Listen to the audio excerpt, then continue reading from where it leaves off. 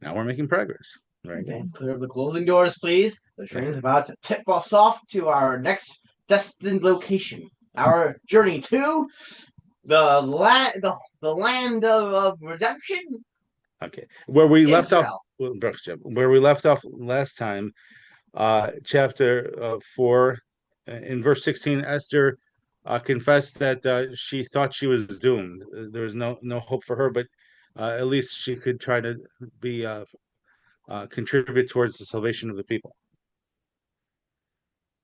And this time I'll keep my volume muted at all times and not play that random Okay. awfully scary sound like last time Very during good. our Could we have method on the volunteer previous video, translators, please? so we can be better than before. Right, Very Alan? good. Very good. Volunteer translators. Very good. Okay. So, Russell and Teresa, what's the Yeah. breakdown today? Who's going to do what? Teresa will do the text and the and I'll do it out of the Knox series. Because that Russell Okay. Kirk has that nice voice. Baruch Kudos. So, that means Teresa is going to doing from our curriculum text, the blue edition, and Russell, if we have any quotations we need translated or to be spoken about from the Tanakh series, the white edition, Russell will be doing that, and then we'll have Rabbi Friedlander read from the Judaica Press edition. Okay, good. Agree. Yeah. Okay. And the little bit of problem we had last week, Rabbi, is I have one of the older editions of the Esther in the Tanakh series. So it's all here. It's just not on the same page. Is what Yeah, I yeah. You go get that and do it, and we'll have the best Okay. experience, best learning experience of all time. Right, Russell Kirk? Very Of good. course. Yeah. So we'll be patient with you as I tell you the verse and chapter and verse, and you'll figure it out for yourself in your edition. that'd be very kind. Yeah. And hopefully we won't have any of our naughty pets jumping on tables, disturbing our class. The cat's asleep. Let sleeping cats lie. At least while the class is in session. I hope Russell Kirk's dog doesn't ruin his class either. You have a We dog, put the Russell? dog outside. Oh, you put the dog outside. Okay. You So better not be naughty. well, if he wasn't I'm naughty, going would he to- be in the doghouse? That's a whole different discussion. Exactly. But I think if you put a dog out in Texas in December, it's a lot different than putting a dog out in New York City in December. I would think so. Yes, Yes. it won't get stole here. No, nothing stolen. Less less claims of animal abuse No violence. from the winter. No claim. Yeah. Yeah, there's No violence is better. there's snow on the Right. ground in some places here. So Oh yeah. Yeah. No, it's not cold here yet. It's Very 30 good. minutes Yeah, now. be more careful than before. Okay, so now these are short chapters. Next couple chapters are 14 verses each. Then chapter 7 is only 10 verses. So it's theoretically possible we could cover all three chapters 5, 6, and 7 tonight. It depends how many commentaries we quote and if it leads to another discussion. But I mean, so far the best we've done in the Book of Esther was a chapter and a half as far as speed Best goes. we've done. No, just better than that. I'm talking about as speed goes. Probably the classes where we did less in a chapter, where or just one chapter, were even more in depth. So the potential being a higher level. But we're doing what we can. Okay, so Doing what you can, so we Doing what don't we can. mess this up anymore. right. So now, even though um, it is done in the synagogue twice every Purim, I'm still reading the original prophecy, so we have on our archive a full prophecy of the prophets of Israel. It's possible, so that when we people are in the world show that they're eager to hear God's word, and every word of God's word has already been studied. So then it's certainly a time to bring more prophets to the world, because the people are hungry for the prophecies of God, and a loving father who is yearning for people to repent, and so they don't have to suffer, like Ezekiel 18. I need a feast so my soul will not be starved. So in that case, that kind of father would would really love it if his children are studying his Torah so much he has to give more prophecy just because there has to be more Torah in the world. So now remember the prohibition of adding or subtracting from the Torah, Deuteronomy chapter 4, verse 2, and also uh, it's in the Masoretic text, that's chapter 13, verse 1 as well.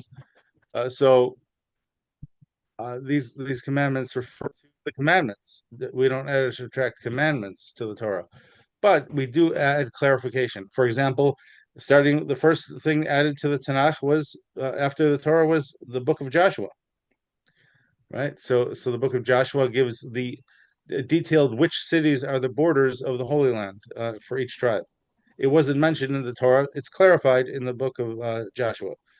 And so similarly, throughout Tanakh, there's clarification of principles of the Torah, and we find, for example, the ideal king, King David, but that's 3 books after the close of the Torah, after the book of Joshua, after the book of Shoftim, Judges, then is the book of Samuel, and after more than a dozen chapters, then eventually King David comes on the scene. So it's fascinating how God works history and how it's recorded in Tanakh as well. So let's continue and do our best. But remember, it's not how fast we go. It's just how close we become God through our studies. So hopefully, we're doing what we can to be close to God. And if you have any questions about God's philosophy, if something mentioned here makes you think about a question, for example, on the Holocaust, feel free to ask a question during the class. We could cover that as well. Abba, sorry if I left the room, but did I miss anything? No, it's okay. It was just the introduction, and again, this is being recorded. You could review this video after class as well. Okay, so here we go. Verse 1 of chapter 5, the book of Esther.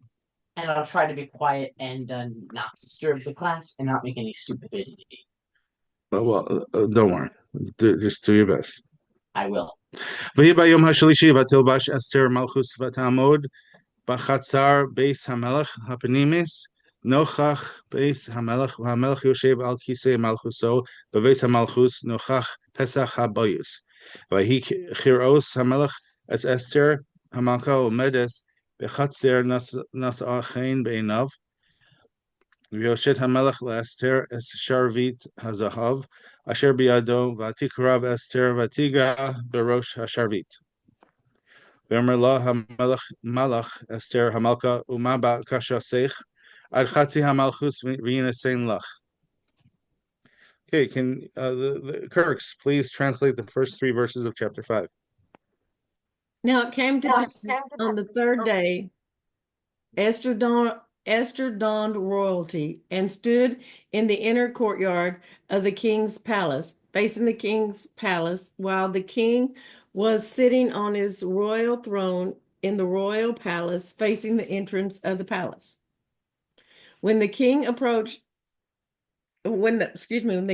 noticed Queen Esther standing in the courtyard, she found favor in his eyes. The king extended to Esther the gold scepter that was in his hand, and Esther approached and touched the tip of the scepter.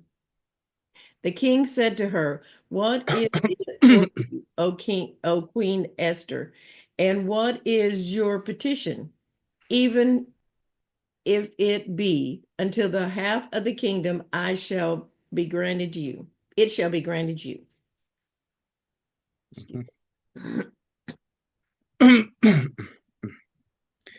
Okay, so now on the commentary, if you could read the first start reading the commentary. I'll let you know if we should interrupt. Esther embarks on her mission. On the 3rd day of the fast, Mansos Halevi, which was the first day of Pesach Rashi, royalty as in royal apparel.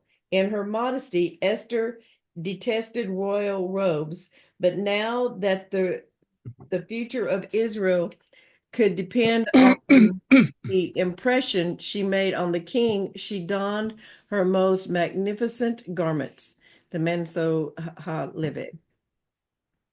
Alternatively, royalty refers not to clothing, but to spiritual royalty, as in holiness clothed her.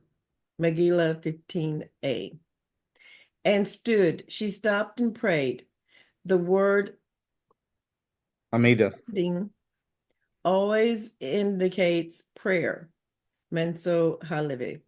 Manos Halevi. So the famous, the bulk or this central part of the daily prayers in Judaism is called the Shemona Esrei prayer, also known as Amida.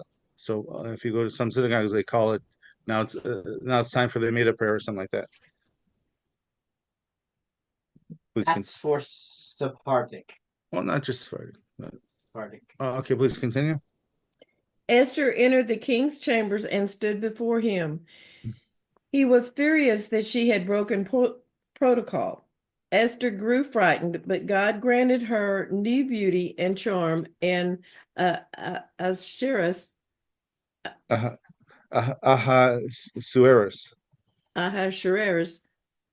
anything along those lines, Yeah. Yes. Well, all we do is get close here, Rabbi. Close to right. That's good enough. But, although there are various types of insults I could imagine for you calling him.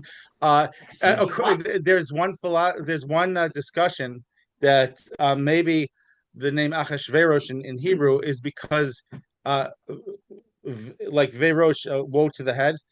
So whoever thought about the evil decrees during the time of Achashverosh would get a headache.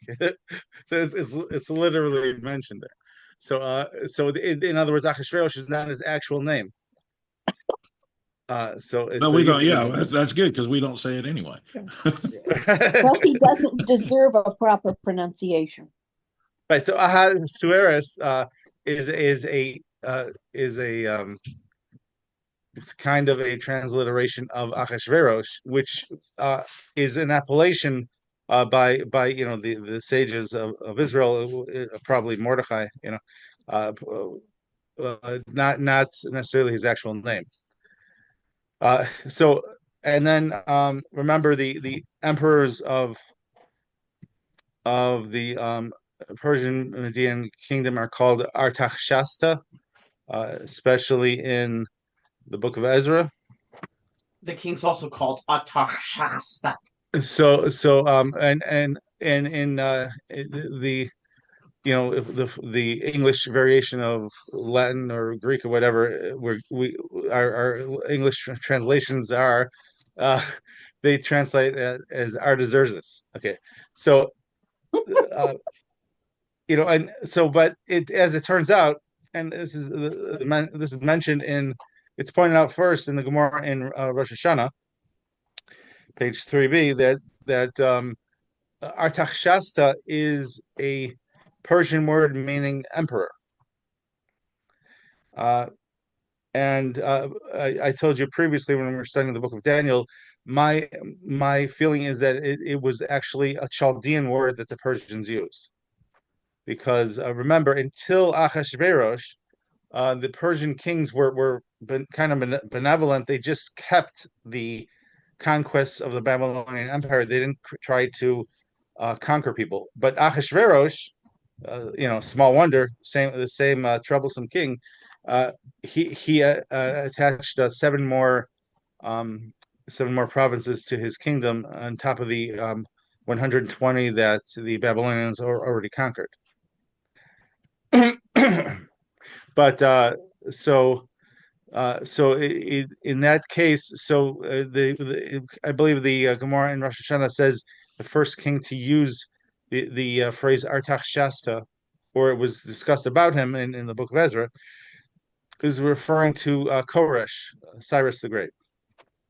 So Cyrus the Great was not, and also Darius. Well, let's put it this way: Cyrus the Great was one of the reasons he was great was that he was not going around as a conqueror. He was, he tried to give liberty to the Jewish people. But as it turns out in the Book of Ezra, the inhabitants of the land caused trouble against him. And now it's interesting to note that some of the sons, or actually many sons of Haman, survives the battles in the Book of Esther. Are all the sons of Haman killed? No.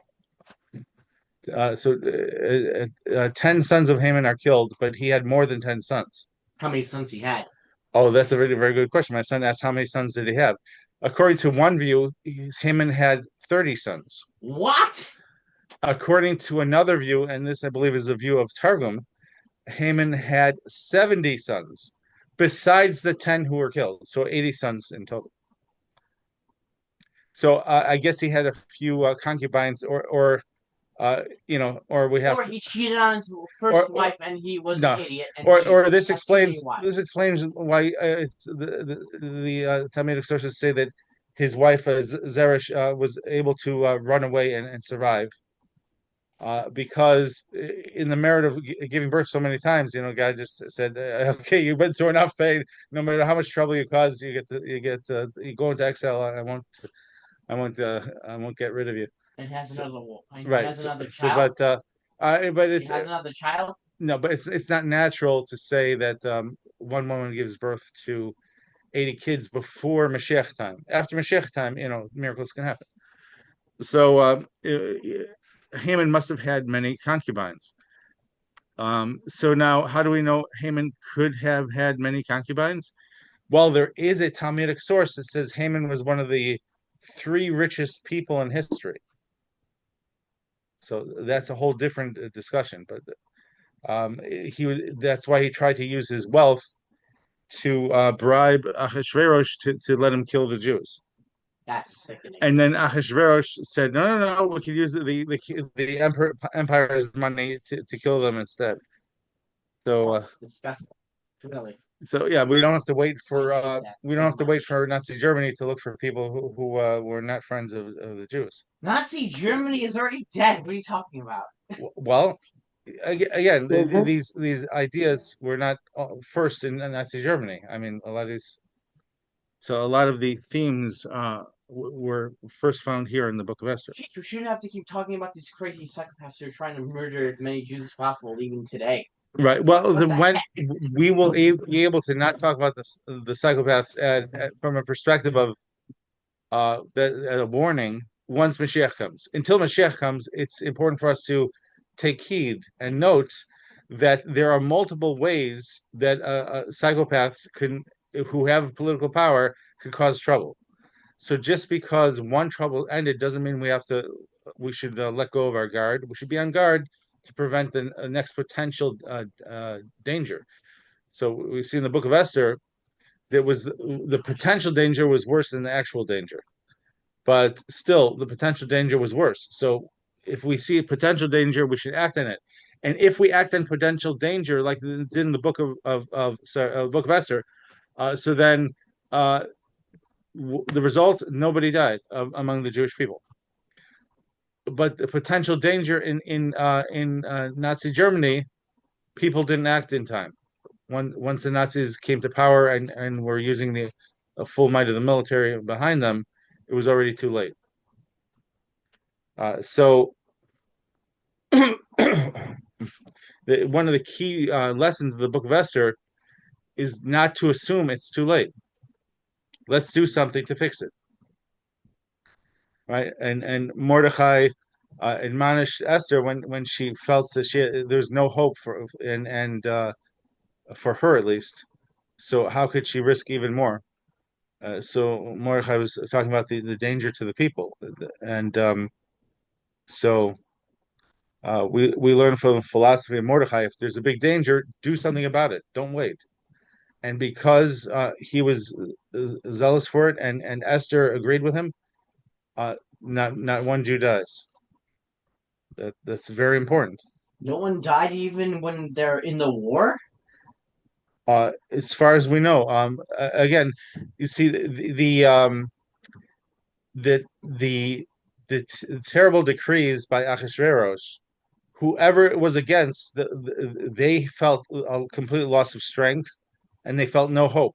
There was no morale left in the side of either side once there was a decree against them, because the decrees were so harsh and unyielding. So as soon as the tables turned against the enemies of the Jews, so then they had no hope, and they you know if they didn't run away in time, so then you see a lot of the wicked people assumed that there was time to always run away later, right? So, but Zeresh, for example, the wife of Haman, she saw her husband killed. He was the viceroy just a couple days ago, and now he was hanging from the gallows. So she wisely fled. But apparently, a lot of people did not flee, and they were killed. So just imagine how stubborn and or how hopeless the enemies of the Jews felt after the tables turned against them. Okay, so we read through verse 3. But just to remember so did you read the commentary, by the way, through verse 2 and 3? No. Okay, can you please read that? Let's see. Esther, my queen, why do you tremble? You are my beloved and my companion. That's Midrash. Verse 2. Gold scepter. By extending the scepter, the king demonstrated that he was taking her under his protection. That's Lois. Mhm. 3. What is it for you, O Queen Esther? He noticed that her face was pale from fasting, and he realized that she realized that Her her unsummoned appearance. appearance, potentially a capital offense, meant that she had an urgent request. Either she was being harassed by someone or she was petitioning on behalf of others. Whichever it was, it must be very serious. He assured her that whatever her request, he would grant it. Gaon. Half the kingdom. Esther would have half the kingdom, but not the whole kingdom, nor would she request something that would disturb the stability of the kingdom, the rebuilding of the temple. Megillah 15a, B. So the Artaxerxes and Esther who stopped the building of the temple was Achashverosh. So, and that was just the start of his evil decrees. But when we get to there, God willing, I could remind people, but Shimshai, the evil scribe, who wrote the slander against the Jewish people in the book of Ezra, he was one of the sons of Haman who survived. Survived the death, the genocide? Who survived the culling of the 10 sons of Haman. How many wives did Haman even have to have 70 sons? Right. Well, he was How many wives he was did Haman incredibly have rich. to have 70 sons? But we see that Haman was Memuchan, right, from Yeah. chapter 1, and he was considered. We already read that he was considered the least of the advisors. So, in other words, Haman was basically a foolish person with a lot of money, and he was added as the last of the advisors. Then his slander to the Achashverosh, foolishly killed off all of his wise advisors and left Haman as his chief advisor.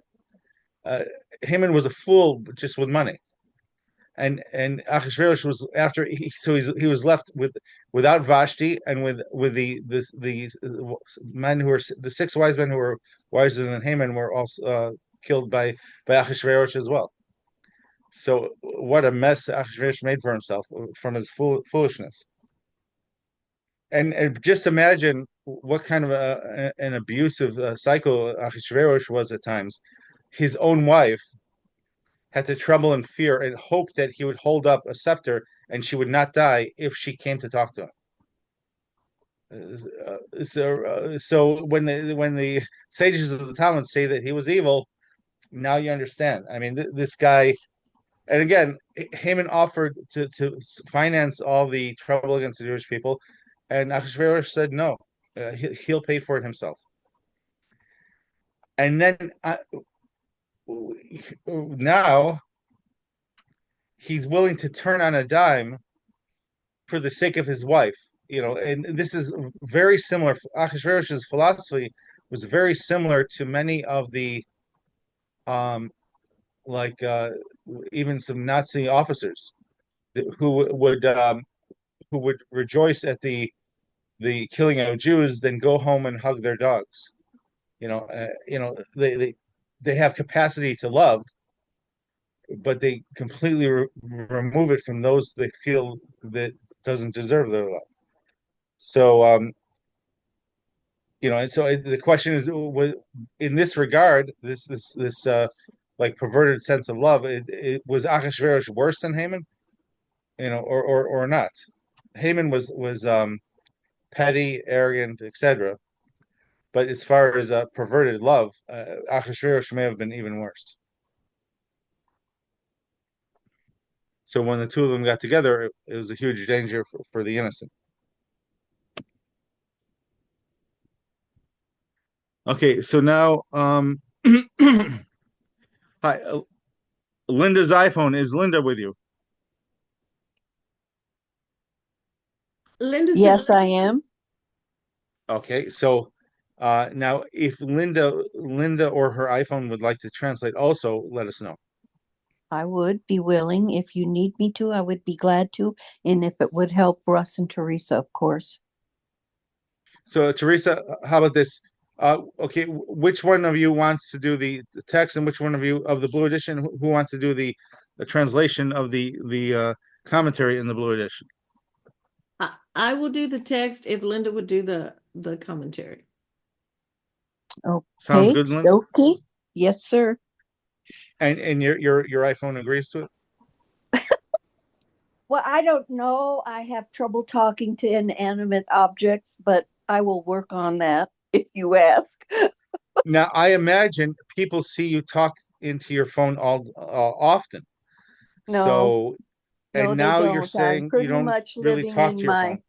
phone. No, they don't see me talking into my phone very often. I'm pretty much a quiet person. Okay, so it's not your phone being aloof to you. It's just Or should I say a being quiet grandma? Yes. friendly. Even if a lady's a grandma, we would say something along the lines of young grandma, right? I am on the young side of old, yes. Young, beautiful women. Okay, so let me give you a brief suggestion. If you see a lady you don't know, and she's above the age of 25, you could ask her, "Are you 25?" And if you see Are you around my age? If not, and you're not my type. if you see a girl under 25, you could ask her, "Are you 25?" Are you around my age? That's the safest Get out age. my house. If you're gonna guess a lady's age, 25 seems to be the safe zone in my personal experience. Well, in my Why care? in my personal opinion, Yes. having been the oldest of 5 daughters, Mhm. it's wisest never to ask them their age.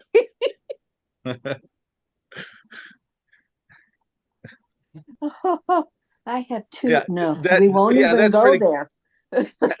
Except, for example, in a candy store, if you hear a 3-year-old girl say, "I'm 25 years old," so then you'll know I was right. Yes, sir, I would. Okay.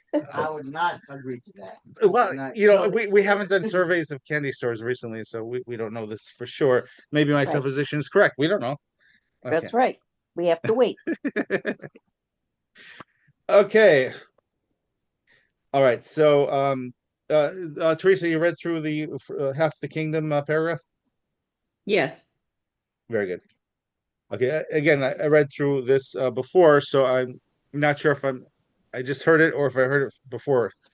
But so all right. So thanks for your help. All right, very good. Okay, so now I'll read more in the Hebrew from verse 4 on, and then we'll have Linda do translation of the commentary after Teresa's translation of the text itself.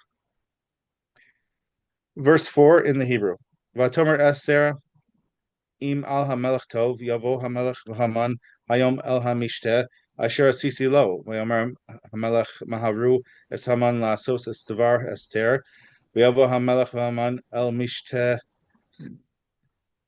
asher asasa Esther v'yomer hamelech la'Esther b'mishteh hayayin mash elasech v'yinasein lach Uma bakashasech ad chatzi hamalchus v'seos. Vatan Esther vatomer she'elasi uvakashasi im matzasi chen be'enei hamelech v'im hamelech tov v'sis she'elasi v'la'asos es bakashasi yavo hamelech v'haman el hamishteh asher e'eseh lahem umachar e'eseh kidvar hamelech. Okay, please translate Teresa verses 4 through 7 through 8. Okay. 4 through 8. Esther said, "If it please the king, let the king and Haman come today to the banquet that I have prepared for him." Then the king commanded, "Hasten Haman to fulfill Esther's word." So the king and Haman came to the banquet that Esther had prepared. The king said to Esther during the wine feast, "What is your request? It shall be granted you. And what is your petition? Even if it be until half the kingdom, it shall be fulfilled." So Esther responded and said, "My request and my petition, if I have found favor in the king's eyes, and if it pleases the king to grant my request and to fulfill my petition, let the king and Haman come to the banquet that I shall prepare for them, and tomorrow I shall fulfill the king's word." Okay, so just a reminder. So Esther and the Jewish people were fasting for three days. The Jewish day starts at night. So that means that night at the banquet would be the first day after 3 days. I mean, she could eat. However, it says elsewhere that she did not eat at this banquet. She was just constantly, personally serving the king and Haman and making them feel wonderful, so that the queen was personally honoring them both. So in other words, she broke her fast right before the banquet, and then at the banquet, only the king and Haman were eating. It's probably also allowed her that in this dangerous time, she was able to only eat kosher, for example, at this spiritual time of judgment. Yeah, you understand? So she was able to do two things at once by eating before the banquet, to give herself enough strength after 3 days of fast to be like a waitress, but also to make sure she was eating as spiritually good food as possible at this time of judgment against her people.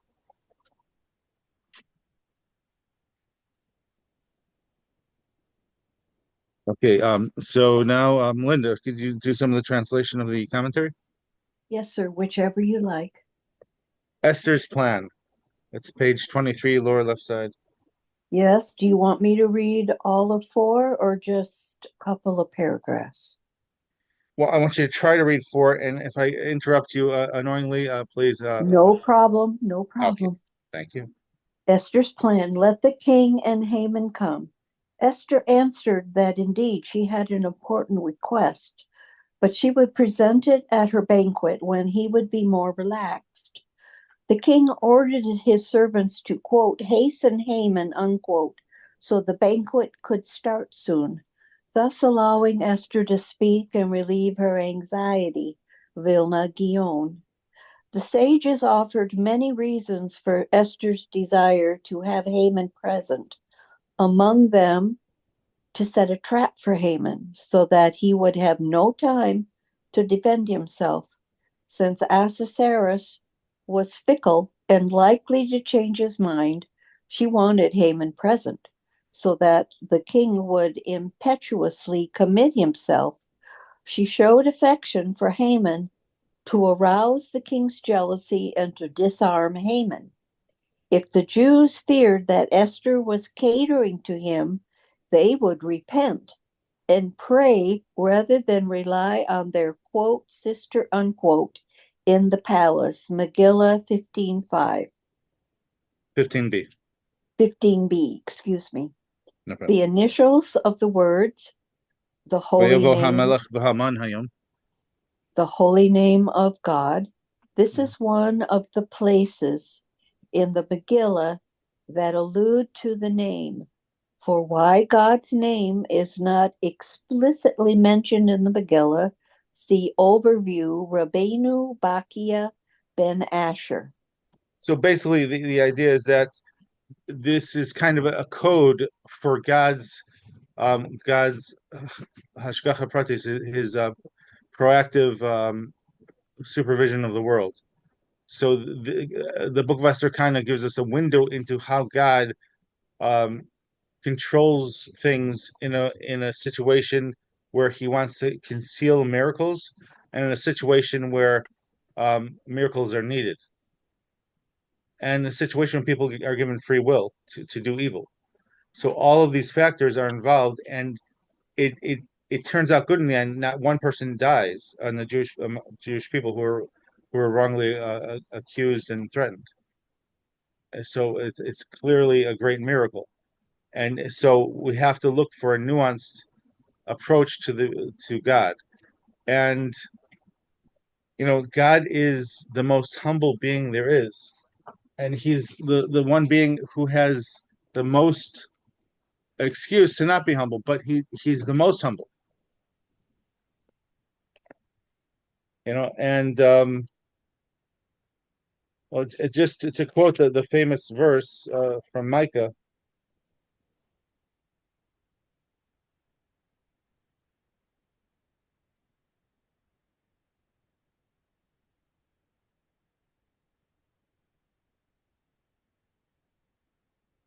Chapter 6, verse 8. This is on page 1382 in the Hebrew, 1383 in the English of the Art Scroll Stone Edition Tanakh. Higid lecha adam ma tov u'ma Adonai doresh mimecha ki im asos mishpat vas chesed vatzniah lechas im Elohecha. He has told you, O man, what is good. What does Hashem require of you but to do justice, to love kindness, and to walk humbly with the Lord your God.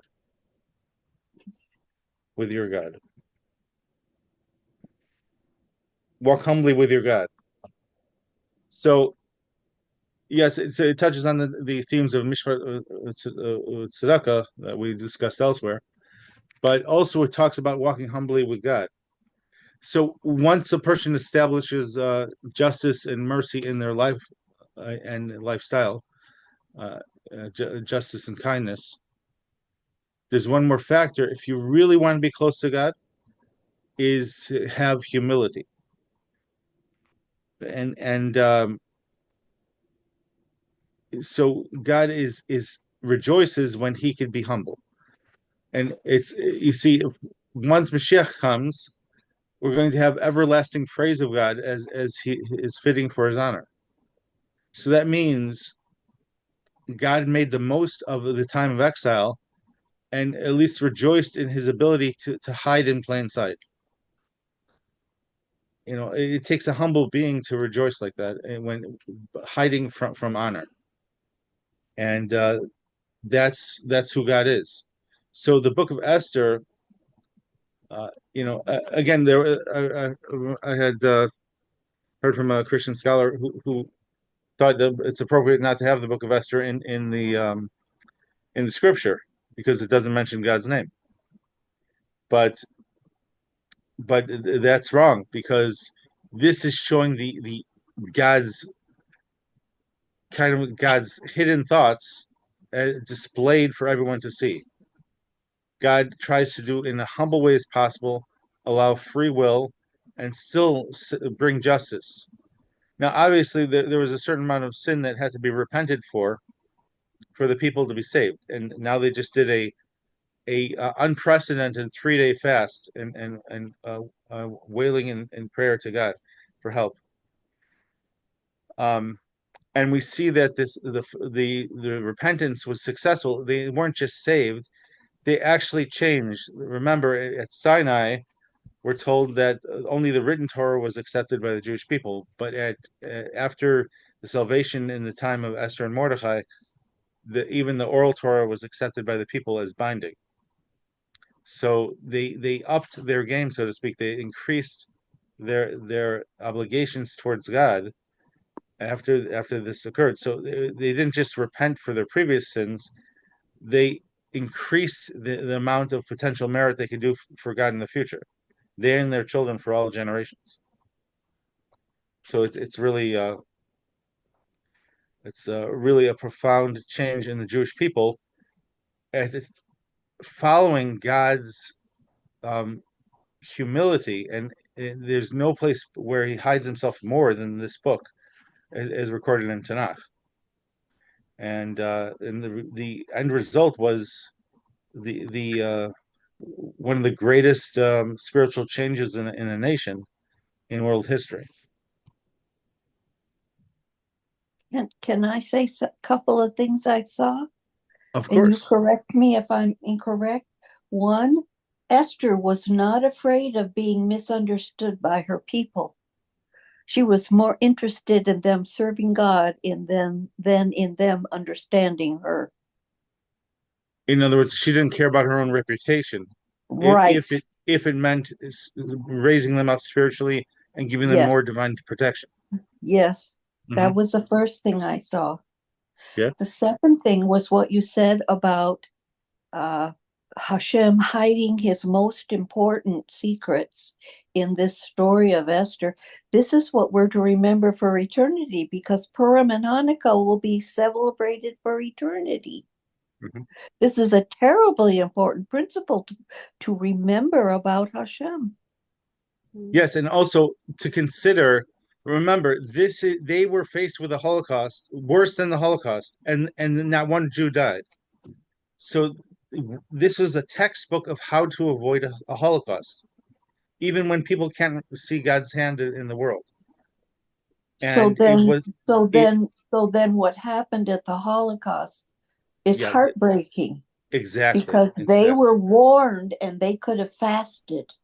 They were not just warned; they were given a template to avoid such tragedy, and Oh, and it worked for a couple millennia, but then it stopped working. then we forgot. Uh, so but just the fact that if you see how easy it was to make a decree of death, not just for a third of the people like they died in the time of the Holocaust, but the entire nation was put under the threat of death.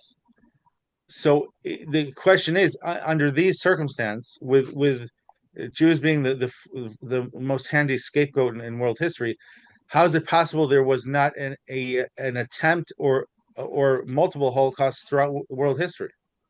You know what I'm saying? So it's only the hand of God. It was constantly the hand of God. And Yes. we see from the way that when Israel responds to God and with sincerity, God protects them even more. So the miraculous salvation of the Jews in the book of Esther. So Why then, did he let let me human finish. genocide take place in the world? Why did he even let the Nazi Right. Holocaust So when the succeed? Jews respond correctly, like in the book of Esther, so then the response from heaven is greater. When they don't, so then the response of heaven is less. So in other words, the Jews were willing to up their game spiritually in the time of Esther. The Jews who were in rebellion, not all Jews, of course, but those who were in rebellion wanted to separate from God.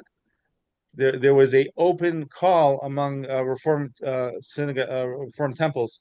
They want to increase the way the temple looks more like a church, so that there's more unity among all peoples.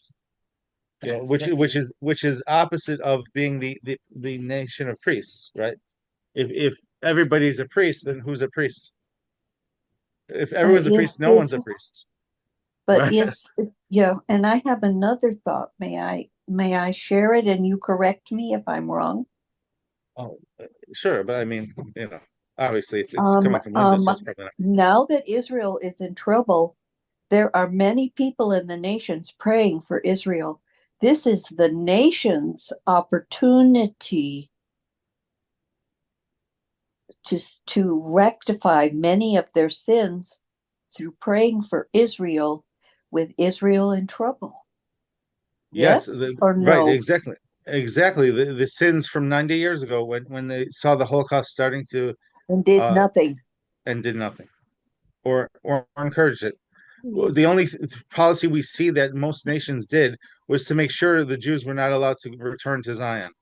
That was the only real policy towards the Jews. And in addition, there were those countries who would take Jews in. There was a quota, so the United States only had they had a limit. They wouldn't let even a million Jews in. I know, because there was a group of Jews that went to the president and said, "Don't let them in." Right, right, but to True, use that as an excuse, that's true. I've right, seen a picture. right, but to use that as an excuse to condemn people I mean, especially than death itself. who was the president then? FDR, That's right. who some people called the king, because he just kept being, as long as he was alive, he kept winning elections. He won. He had 4 terms as a president, and nobody had more than 3. Was there a spark of Ahasuerus in you? Well, the point is this: is that he had the capacity either to tell England, let people go to Zion if you're not going to let them come to either of our countries, and then we'll give you more aid. Or he could have said, we've got a bunch of desert, we could just let Jews go there if they want to try to fight scorpions or something. Not even that. They refused to allow Jews to survive. Anything. Yeah. Right. You understand? And even when there was while the planes were going overhead, they refused to quote unquote waste bombs by destroying the tracks leading to the tracks death to camps. the concentration camps. Now you would think destroying a train track would be something that's good for the war effort, but especially if it was helping the Jews, it was out of the picture. It was no longer an option. And that's the heroes of World War II. The heroes of World War II were much more stupid and dumb, terrible at their job than the Jews of America did.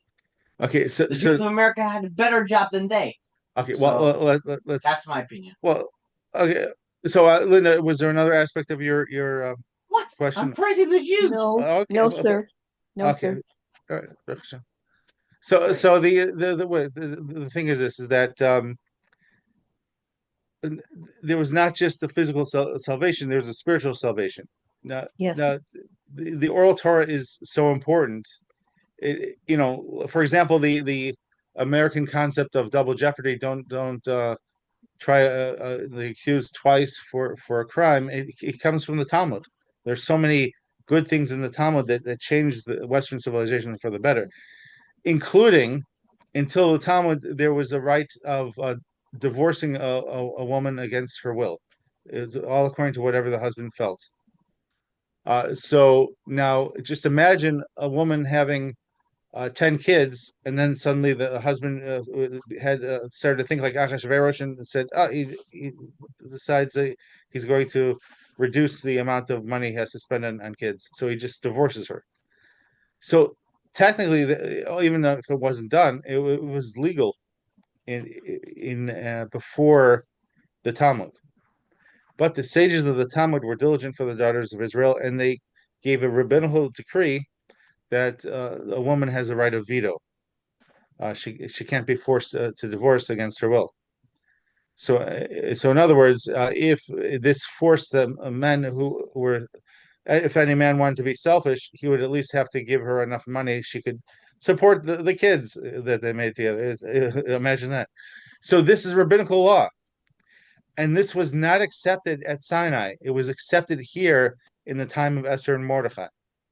So you see what fundamental change in justice uh, to to spirituality in the world occurred as a Jewish response to being saved by God. In addition,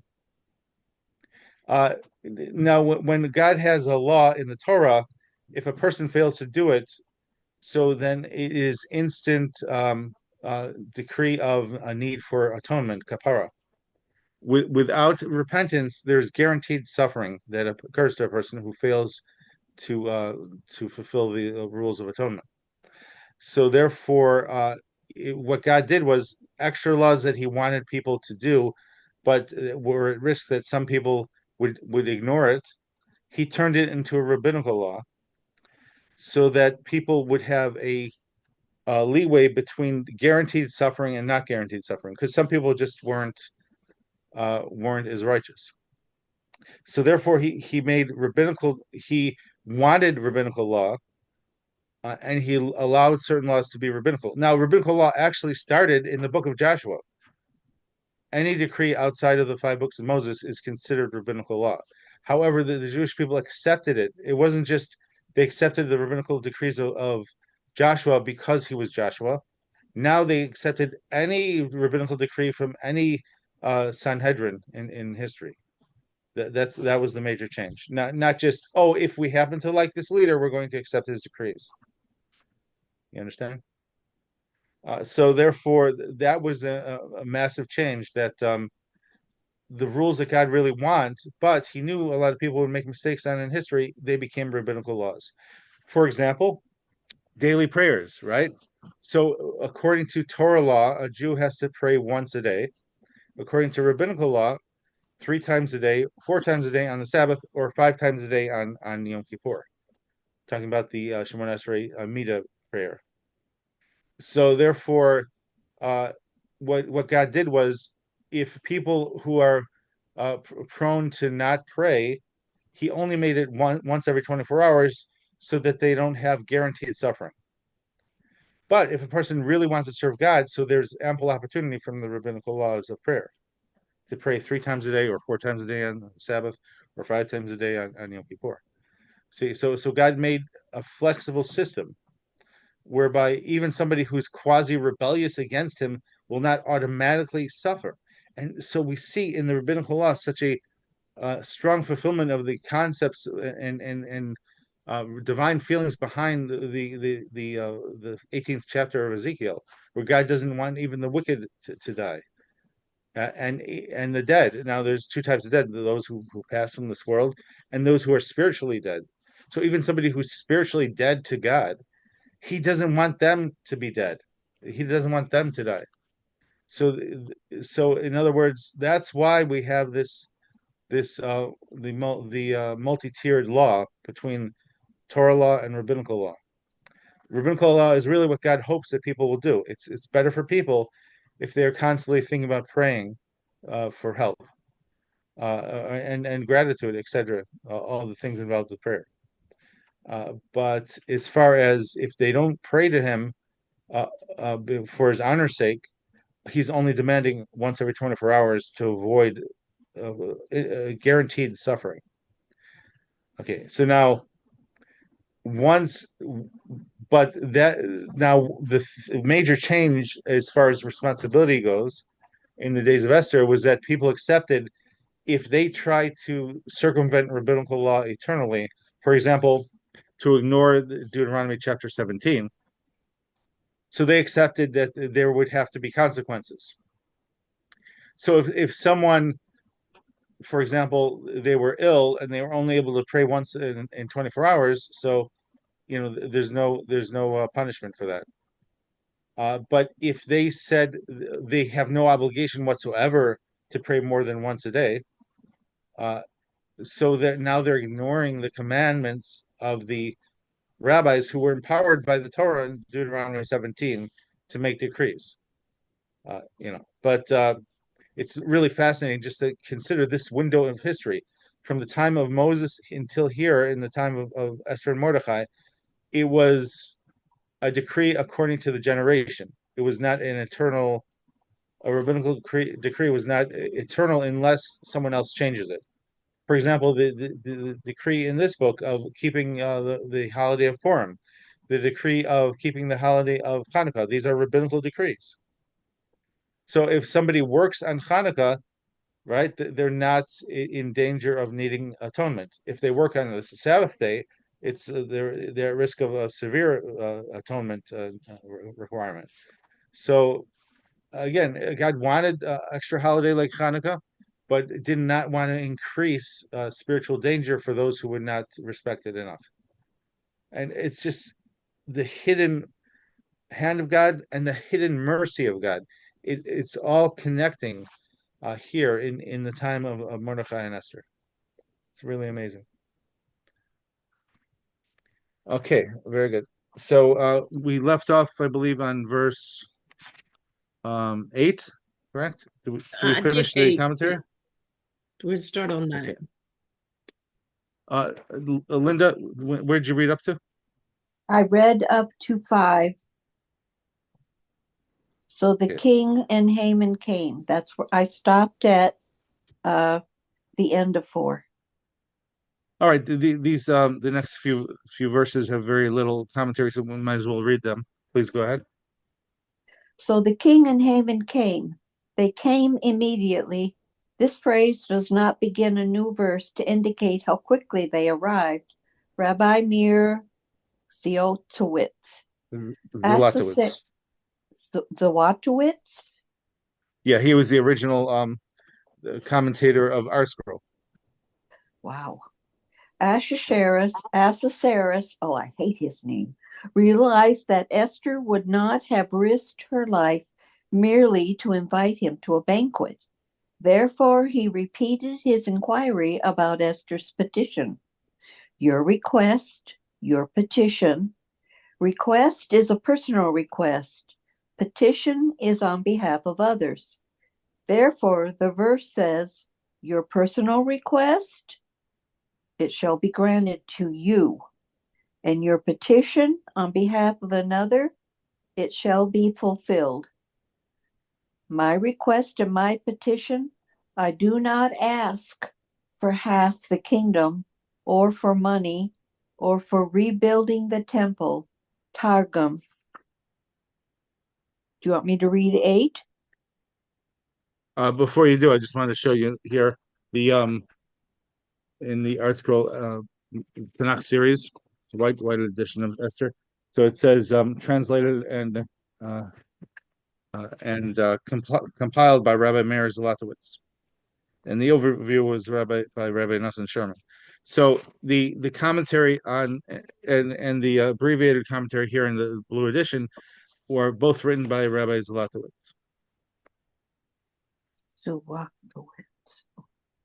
Yeah, so he was the original commentator. Okay. And they also, after they started to have more rabbis write. So if you look here on the front page, it says Rabbi Sherman and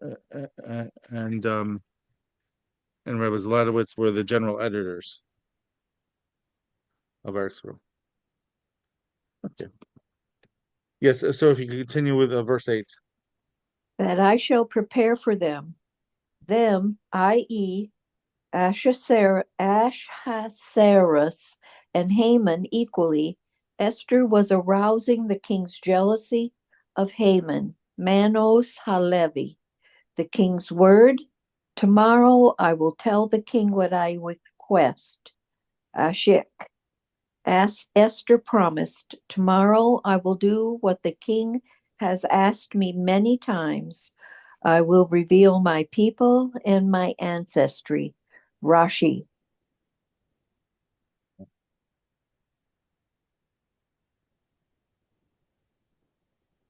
Very good.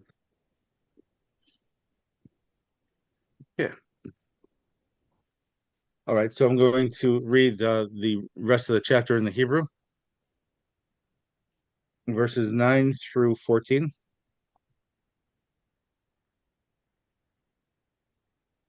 Vayetze Haman bayom hahu sameach v'tov lev v'chiros Haman es Mordechai b'shar hamelech v'lo kam v'lo za mimenu v'yimale Haman al Mordechai chema v'yisapak Haman v'yavo al beso v'yishlach v'yove es ohavav v'es zeresh ishto v'yisaper lahem Haman es kavod Ashro v'rov banav Veis kol asher gidlo v'amelech veis asher nis'o al hasarim v'avdei hamelech. V'omer Haman af lo hevia Esther hamalka im hamelech el hamishte asher asasa ki im osi v'gam lemachar ani karu la im hamelech. Chol ze einenu Shova li b'chol eis asher ani uroes Mordechai HaYehudi Yoshev Bashar HaMelech V'termer lo zeresh ishto b'chol avav yasu eitz gvoha chamishim ama v'boker emor lamelech v'yislu es Mordechai alav uvo im HaMelech el hamishteh sameach v'yitav hadavar lifnei Haman v'yas ha'etz. Okay, please translate through the end of the chapter. That day Haman went out joyful and exuberant. But when Haman noticed Mordecai at the king's gate, and that he did not stand up and did not stir before him, Haman was filled with wrath for Mordecai. Nevertheless, Haman restrained himself and went home. He sent and summoned his friends and his wife Zeresh.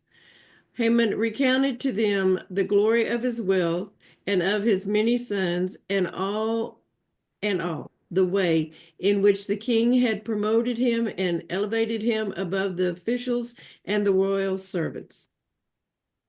Haman said, "Moreover, Queen Esther brought no one but myself to accompany the king to the banquet that she had prepared, and tomorrow too I am invited by her alone with the king. Yet all this is worth nothing to me as long as I see Mordecai the Jew sitting at the king's gate." So his wife Zeresh, as well as his friends, said to him, "Let them make a gallows 50 cubits high, and in the morning speak to the king and have them hang Mordecai on it. Then accompany the king to the banquet in good spirits." This suggestion pleased Haman, and he had the gallows made.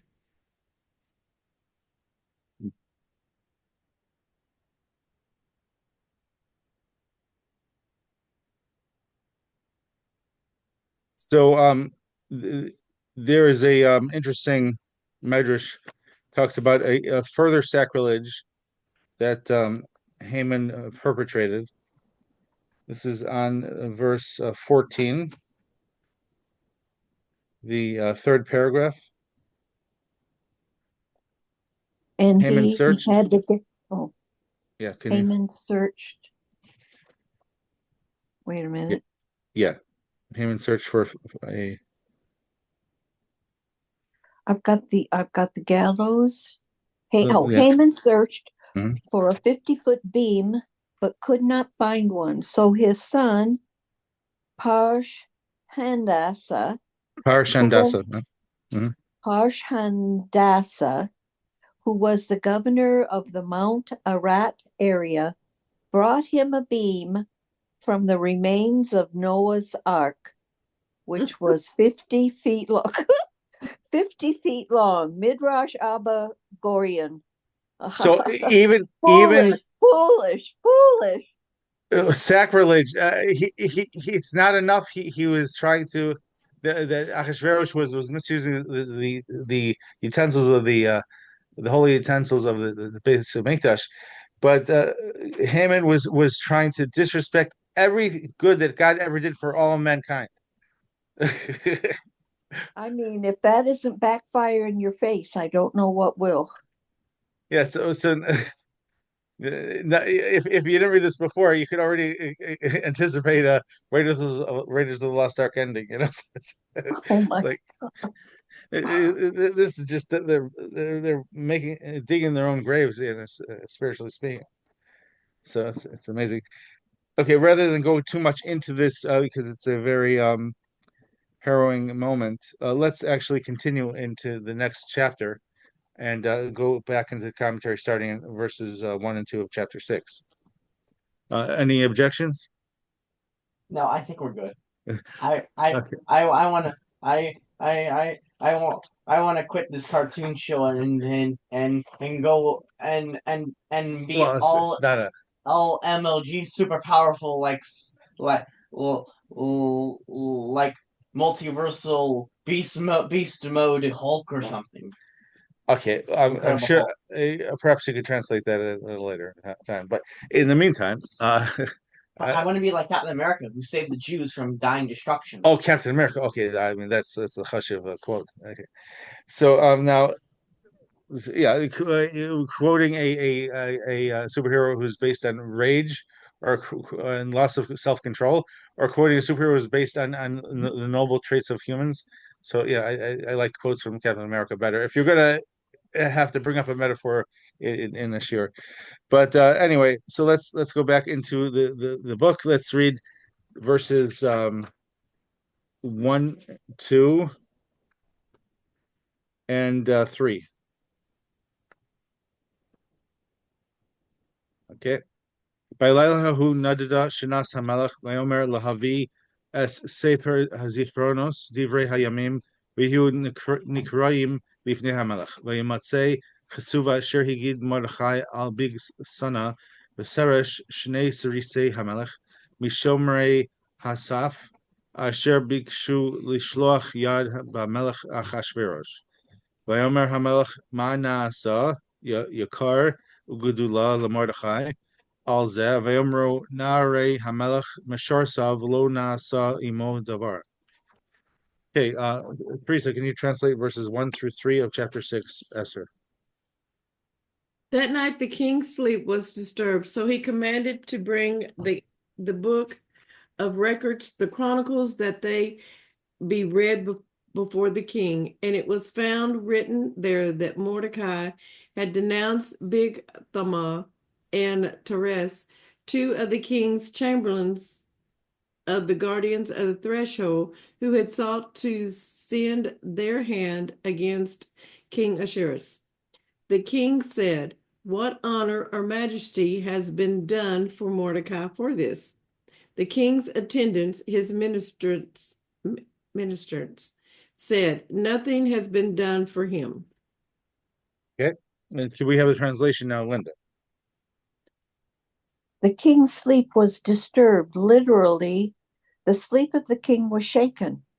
In a dream, the king saw Haman seizing a sword to kill him. He awoke in terror and told his secretaries to bring the book of Chronicles to see what events had occurred, Midrash. According to one version of the Talmud, Megillah 15b, Ahasuerus could not sleep because he was concerned about Esther's having invited Haman to the feast. He thought, perhaps they are conspiring to kill me. But if that is so, don't I have any friends to tell me? Perhaps someone has done me a valuable favor that has gone unrewarded. And as a result of my ingratitude, I have forfeited the friendship of loyal subjects, and they will not inform me of conspiracies against me. Therefore, he commanded a servant to bring the book of records. An alternative version of the Talmud, Ibid, allegorically understands the word king here as a reference to God. Surely, quote, sleep, unquote, cannot be attributed to him. But when God, in his wisdom, chooses to ignore human needs, it is as if he were, quote, asleep, unquote. That sleep was now shaken by distress of Israel, Torah Tamima. Mhm. The book, you, Please continue. Yes. the book of records, the Chronicles, following the more simple understanding, Rashi explains that it was common for kings to have parables and speeches read to them to help lull them to sleep. Mhm. So now remember that interesting Medrash Abagorian. We talked about the Noah's Ark being torn apart by Haman to find a 50-foot beam for his whims. So the what a travesty in world history this Haman was. Now there's a quote from the Medrash Abagorian in the Judaica Press. I thought I would read from that. This would be on page 31 if you happen to have that volume.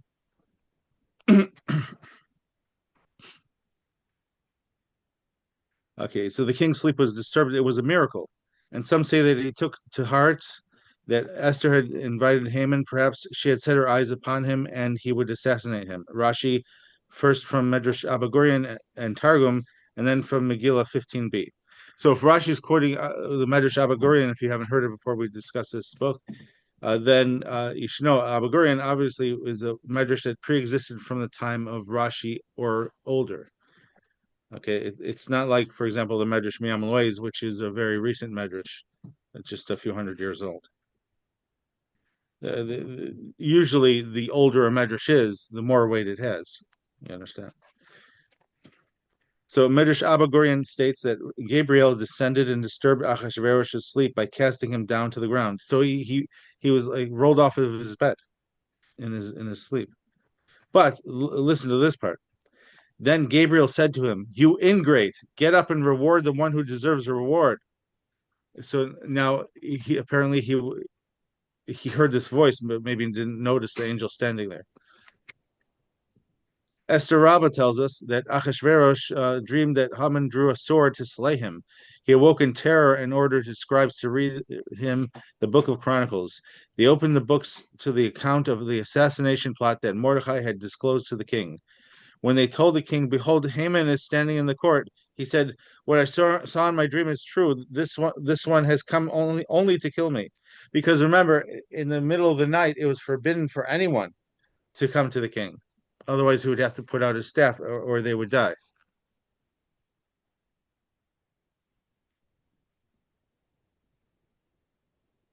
So then, again, another nice feature of the Judaica Press, it quotes every single word of Rashi.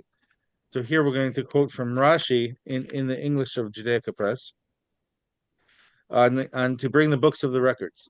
It is customary for kings that when their sleep is disturbed, parables and lectures are recited to them until their sleep is restored.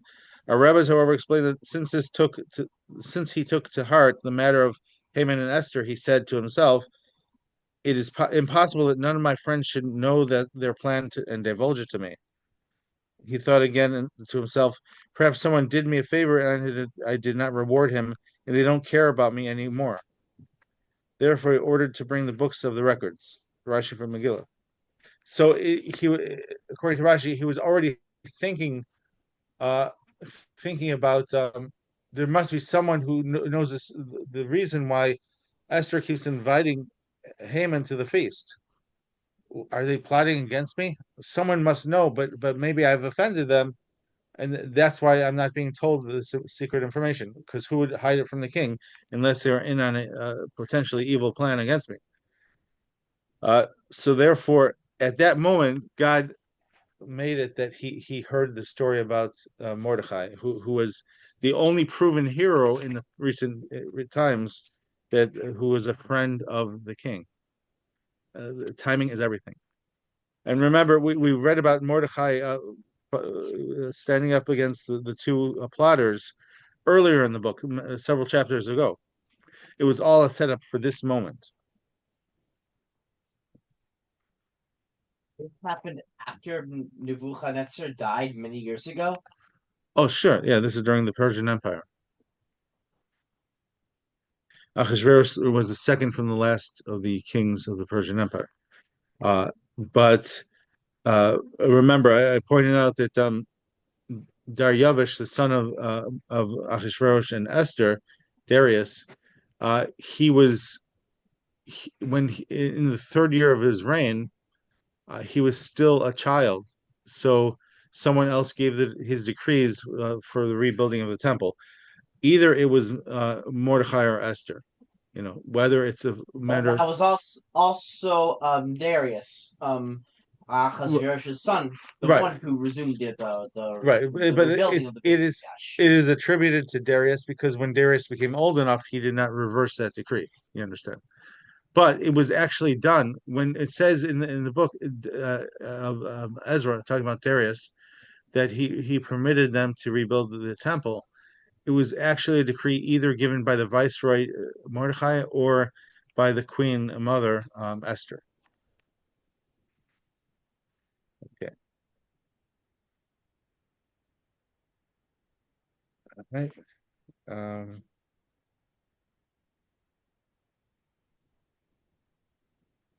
So now the scroll was hidden. Why was it hidden? Because of so the commentary here was it was Shimshai the scribe tried to erase it, and the angel Gabriel rewrote it. So Shimshai the scribe, as I mentioned, the same Shimshai from chapter 4 of Ezra, who caused trouble for the rebuilding of the temple. He at the time of the Big Shan and Teresh, when Mordecai broke that up. So he was the scribe, and of course he's like the 11th son or something of Haman. So he tried to erase mention that Mordecai was the hero, but He failed. Yeah, he couldn't. He wasn't more powerful, of course, than Gabriel. Or of Hashem. Right. So that is quoting the Gemara in Megillah 16a. So you see, the Judaica press sometimes comes up with really powerful commentaries, but it doesn't touch everything that the art school touches. So it's nice to have both to do a comparative study. Okay, now let's go to the commentary in the blue edition of Art Scroll on verse 2. Linda, if you don't mind.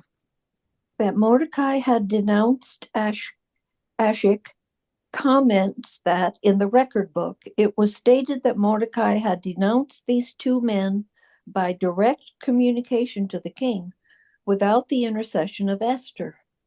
According to Malbin, Ahasuerus had forgotten who was responsible for saving his life in the Bigthan Teresh incident.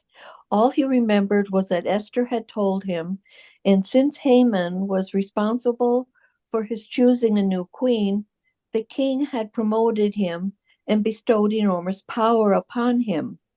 Malbim distinguishes between the Book of Records, which is the official chronicle of the nation's history and was kept under the jurisdiction of the prime minister, and the annuals, literally Book of Remembrances, the king's personal diary, which was kept in the monarch's personal possession. Haman had rewritten the Book of Records and inserted his own name to conform with his self-serving version. Now, however, when the king had his personal diary read to him, he discovered that Mordecai, not Haman, was responsible for saving his life. Having become aware of Haman's fraud in the Bigthan Teresh affair, Ahasuerus was quite willing to accept the greater accusation that Esther would make against Haman the next day. This teaches a great lesson about divine intervention. Precisely at the crucial moment when Haman built a gallows to hang Mordecai, God reversed the course of events.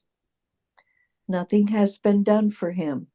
The implication is that indeed rewards had been granted, but not to him who was deserving of them. Instead of showering Mordecai with symbols of gratitude, Ahasuerus had rewarded the undeserving Haman. Miam loez. So Haman's unmitigated gall to claim credit for saving the king in the public records. If they didn't have a secret diary of the king, he would have gotten away with it. But the king may have never listened to the account from his personal diary if he didn't have a disturbed sleep and he just needed something to pass the time. So you see, completely the hand of God involved, and completely the the the uh, the the real piece of work that Haman was. I mean, he's just taking credit for the only good thing that it was alleged about him. It was a fraud and a misappropriation of Mordecai's righteousness. Just, I mean, even if he wasn't responsible for such historic evil, he's just a real messed up person that would have been uncomfortable for anybody to be who was trying to be righteous to be near. You know, I just wow. Any comments? I just think it's really important that when things like this happen, we remember whom is in charge. Mhm. Exactly. Yeah. Thank God. God is acting merciful, even when we didn't see it yet, right? Again, at this moment, the good people are fasting and in fear, and then they heard Esther's having a feast with their enemy. So it's like the only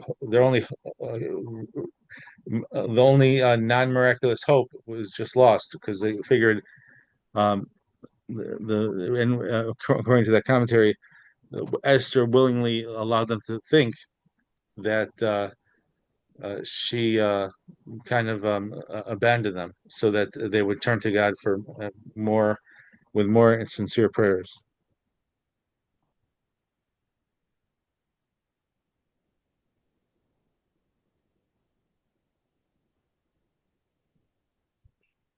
Okay, so we're now at the spiritual turning point of this book here in the beginning of chapter 6, where the king just realized that the whole reason that he gave the prime ministership to Haman was because he thought he was the most beloved counselor, the counselor that held him in high esteem and loved Achashverosh.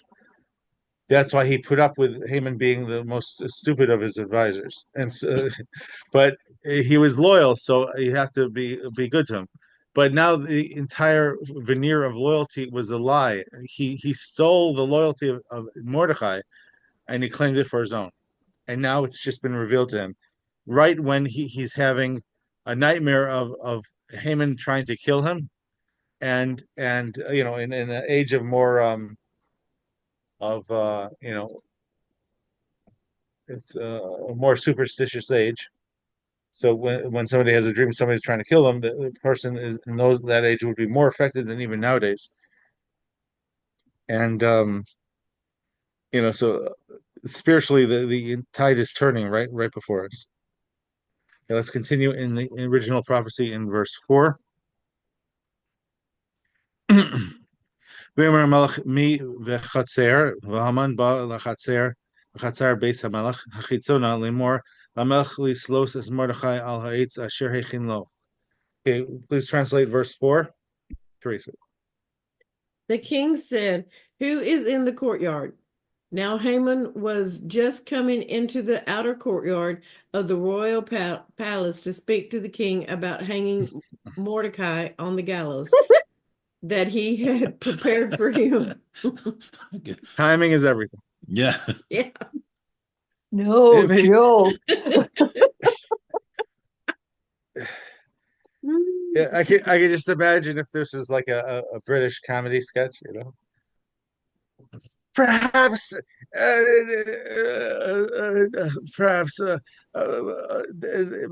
Haman, this is not the most opportune time for you to enter into discuss these matters with the king. But no, he didn't deserve such help. Okay. Verse 5, Vayimru Na'arei Hamelech Elav Hine Haman Omed B'Chatzer Vayomer Hamelech Yavo V'Yavo Haman Vayomer Lo Hamelech Malach Lasos B'Ish Asher Hamelech Chavetz B'Karo Vayomer Haman B'Libo L'Miyach Potz Hamelech Lasos Yakar Yoser Mimeni. Please translate verses 5 and 6. So the king's attendants said to him, Behold, Haman stands in the courtyard. And the king said, Let him enter. Haman entered, and the king said to him, What should be done for the man whom the king desires to honor? Now Haman said in his heart, Whom would the king especially want to honor more than me? So Haman Can anyone imagine anyone else?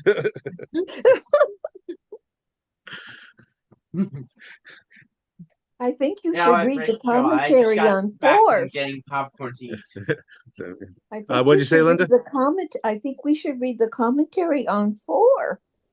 Oh yes, we're gonna go back to it, but it's Okay. just, Okay. but I'll wait. just in reaction to what Malum said on verse 2, it just, these verses, just I one know after the that other. it's Okay, like, all right. So yeah, Linda, let's go back. who is in the courtyard? Upon hearing Mordecai's name, the king finally dozed off. He dreamt that Haman was hovering above him with sword in hand, ready to kill him. The king awoke terrified and asked, Who was in the courtyard? When he heard it was Haman, he exclaimed, My dream is coming true. See commentary to verse 6 below. Mm-hmm. Do you want me to go on? Yes, sure. Haman was just coming. While it was still night, Ashik, anxious to rid himself of Mordecai as soon as possible, Haman did not follow his wife's sensible advice to wait until morning. As it turned out, his arrival at so inopportune a time was the beginning of his end. Rabbi Mir Zalotowitz. Zalotowitz. Then he had prepared for him. Simply understood, this means that Haman had prepared the gallows for Mordecai. However, the word luv for him is seemingly superfluous. The Talmud therefore understands it to mean that Haman had prepared inadvertently for himself. Megillah 16a. Do you want me to continue 5? Yeah.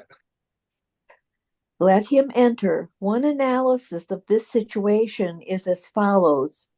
Suspecting, as per his dream, Haman had come in the middle of the night to assassinate him, Ahasuerus sought to determine the truth. So, verse 6, he ordered Haman to personally bestow royal honors upon his arch enemy Mordecai, who is now confirmed to be a loyal friend of the king. Eben Shoham. Mm-hmm. Desires to honor. When speaking to Haman, Ahasuerus did not mention majesty, as he did above in verse 3, for then Haman, who could not possibly have been promoted more, would have inferred that the king didn't mean him. Thus, desire for honor, however, is insatiable, and Haman understood that the king would be referring to him, Vilna Gaon. Now Haman said in his heart, the book of Esther was written with divine inspiration, and Ruach its HaKodesh. author, Mm-hmm. pardon? Ruach HaKodesh in the Hebrew. Yes, divine inspiration. And its author knew what was in Haman's heart, Megillah 7a. Mm-hmm. Okay, now, Russell, can you please do a reading from the Tanakh series of Esther on verse 6? Verse 6 of 6. Yeah, verse 6 of chapter 6. Mm-hmm. One analysis. Okay, let me get there. 8. Okay, one analysis of the situation is as follows. Ahasuerus dreamt that Haman, sword in hand, was hovering over him to slay him, and he awoke, unable to return to sleep. He ordered his servants to read to him, and they related how Mordecai, according to the Alshach, the intent of the king's question. Where are you now? Well, I'm continuing on in 6. Let's see. No, it's not in my edition. It says, he, unable to sleep, he ordered his servants to read it to him, and they related how Mordecai saved the king in the Big Thun Teresh incident. Haman entered the scene just then. Do you have that in your text? Haman entered. Haman entered.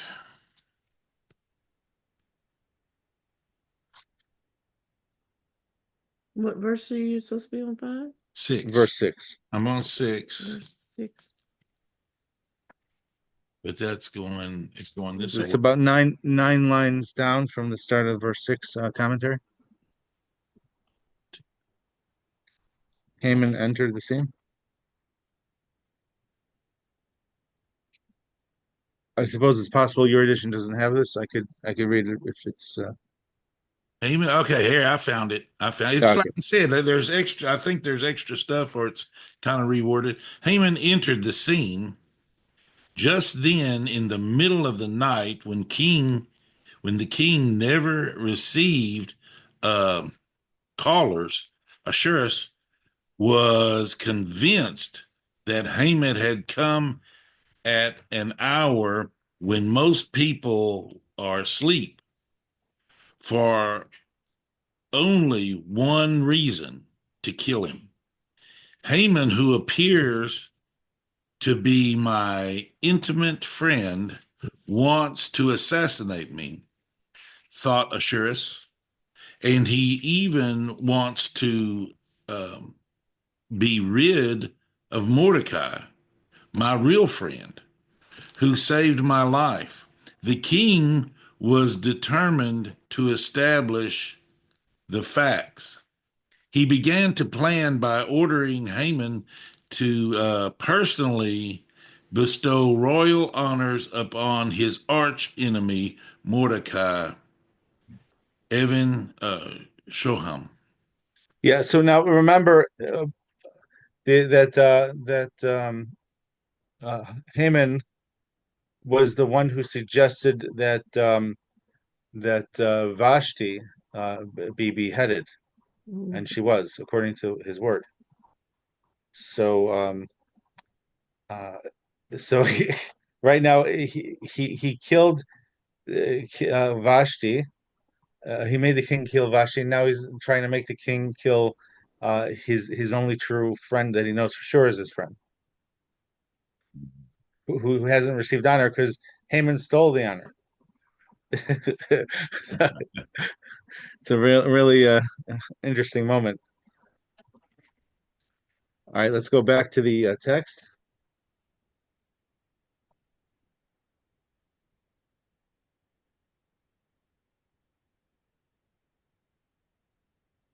Now Haman said in his heart, who would the king especially want to honor more than me?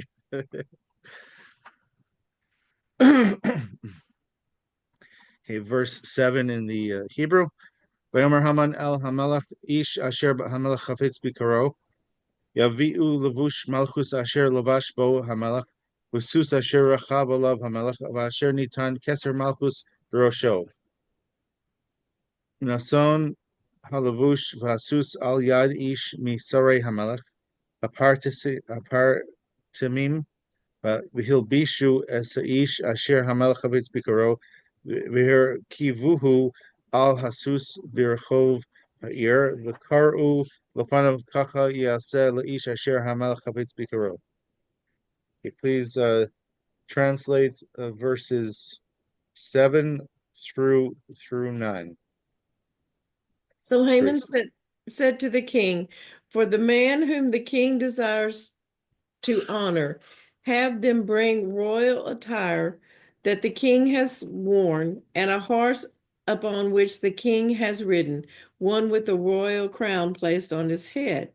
Then let the attire and the horse be given over into the hand of one of the king's most noble officials, and let them dress the man whom the king desires to honor, and have him ride on the horse through the city square, and let them proclaim before him, this is what shall be done for the man whom the king desires honor. Then the king said to Haman, hurry, take the attire and the horse. We didn't get there. Yeah. Sorry. Okay. So no problem. So let's go to the commentary in verse 8. Linda. A royal crown placed on his head. Subsequently, no mention is made of the crown because Ahasuerus' face reddened at the very mention of it. So Haman did not refer to it again. Rashi and Ashik. On his head. So Haman is started talking with Covet about the crown right when at the very night that Ahasuerus thought that maybe he was coming to kill him. Premeditation. Yeah. Well, Okay, and precognitive thinking on the king's part because Haman was after the throne. Good. Okay, feel free to continue on the commentary. On his head, according to Rashi, Haman. Excuse me. On his head, according to Rashi, on the head of the honoree, according to Ibn Ezra, on the head of the horse, as it was common for the king's horse to wear a crown while the king rode it, and no one else may ever ride the crowned royal horse. Do you want me to finish? So what? Just it's a messed up philosophy among the king there. They would put a crown on the head of an animal, and then they would casually order genocide of an entire race among their people. It's just crazy upside down logic going on in the reign of Ahasuerus. Well, would they have a friendly pet dog for their Persian emblem title? Maybe not, but probably have a Persian cat. Yes, me thinking the same. Good little dog pets by your side to fight for you. Okay, now the commentary on verse 9, please. And let them proclaim before him.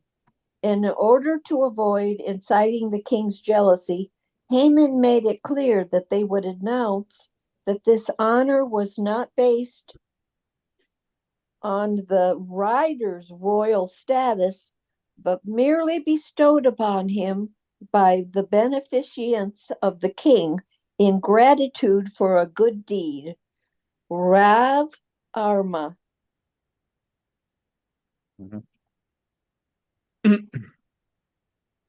So yeah, so he did that to try to appear humble. Okay, now I'm going to do the Hebrew in verse 10. And again, there's 14 verses in this chapter, so I'll read through the end of the chapter. Vayomer Hamelach lahaman maher kach es halavush v'sasus kasher dibarta v'asei chen lemordechai Yehudi hayoshev b'shar Hamelach al tapel davar mikol asher dibarta v'kach Haman es halavush v'sasus v'albesh es Mordechai v'yar kivehu b'rechov ha'ir ויקרא לפניו ככה יעשה לאיש אשר המלך חפץ ביקרו וישב מרדכי על שער המלך והמן נדחף על ביתו אבל וחפוי ראש. ויספר המן לזרש אשתו לכל אוהביו אשר כל אשר קראו ויאמרו לו חכמיו וזרש אשתו אם מזרע היהודי מרדכי אשר החילוסה לנפול לפניו לא זוכל לו כי נפול תיפול לפניו. Odom Medabrim Imo Sarisi Hamelech Higiu Vayav Hilu Lahavi Es Haman El Hamishte Asher Asasa Esther. Okay, please translate verses 10 through 14. Teresa. Then the king said to Haman, "Hurry, take the attire and the horse, as you have said, and do all this for Mordecai the Jew, who sits at the king's gate. Do not omit a single detail of all that you have suggested." So Haman took the garment and the horse and dressed Mordecai and had him ride through the city square and proclaim before him, "This is what shall be done for a man whom the king desires to honor." Mordecai returned to the king's gate, but Haman hurried home, despondent and with his head covered. Haman told his wife Zeresh and all his friends everything that had happened to him, and his wise men and his wife Zeresh said to him, "If Mordecai..." Going to the Midrash, No. Haman, Well, we're in the Haman's middle of the daughter, verse. Wait, we're going to get to that. I was also about to say that. Yeah, Haman's daughter but it's in the commentary. got We're going garbage to. on him, and she committed suicide. Well, we'll discuss that, but let her finish translating the actual verse first. Okay, and then we'll get to the commentary. Please continue. If Zeresh? Mordecai before him, if Mordecai before whom you have begun to fall is of Jewish descent, you will not prevail against him, but will undoubtedly fall before him. While they were still talking with him, the king's chamberlains arrived, and they hurried to bring Haman to the banquet which Esther had prepared. Okay, so Haman couldn't even enjoy a party, so he was told by all of his friends, "You're basically doomed. Go have fun." So even the party was no longer fun for him. He saw everybody saw the writing on the wall. Yeah, but also, Haman is from the Edomites, and the Edomites had a tradition from the prophecies in the time of Isaac that as told to their mother Rivka, Jacob and Esau's mother, that when one would fall, the other would rise. When the other would rise, one would fall. So when they said if he's from the Jews, from Jacob, and he's in ascending, that means you're about to fall, because it was there was a economy of blessing. Either Jacob's descendants or Esau's descendants would be on the rise or the fall. But none of them noticed that his lies had been uncovered? Not yet, because it's still all unwinding in the king's head. He was I guess trying to grasp that everyone he thought was his friend was his enemy. Everyone he didn't even think about was his friend.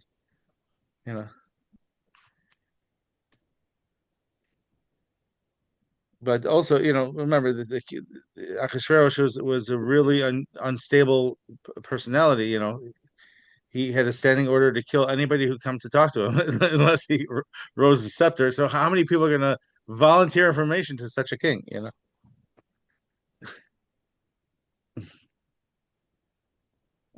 Okay, so now my son mentioned something. Jacob, could you repeat what you said? Yeah, according to the Midrash, and the movie of the Queen of Persia, Haman's wicked daughter, gave him such a bad day, trashed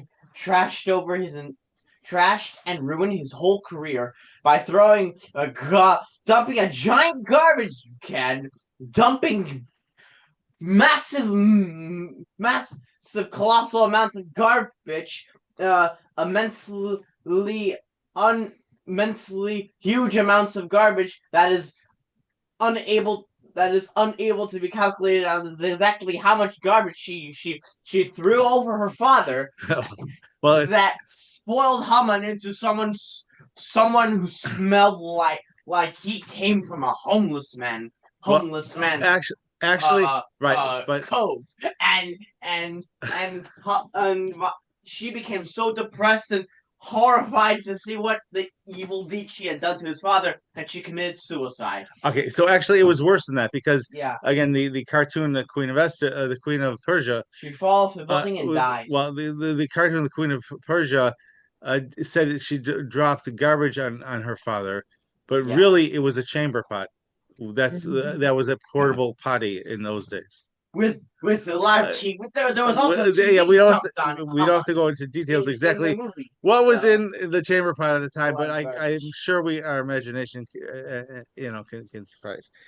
Okay, so Yeah, if our imagination can teach us a lesson on what happens when we mess with God and piss him off and rebel against God. let's read it inside on the commentary.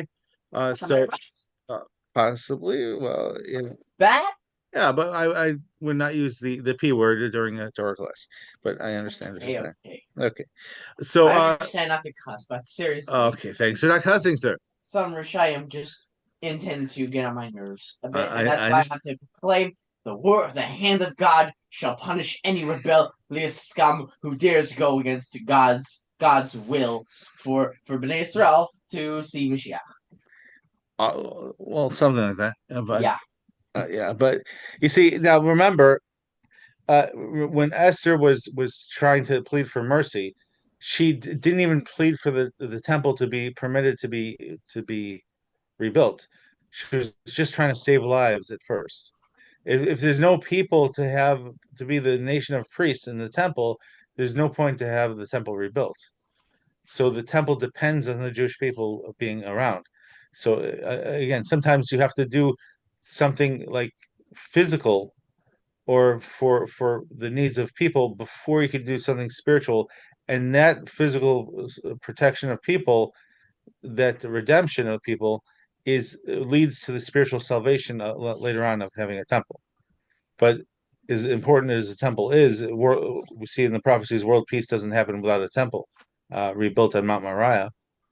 Nevertheless, the Jewish people are even more fundamental than having the temple, and we see that God first selected a people to accept His Torah before He commanded the temple be built in His name.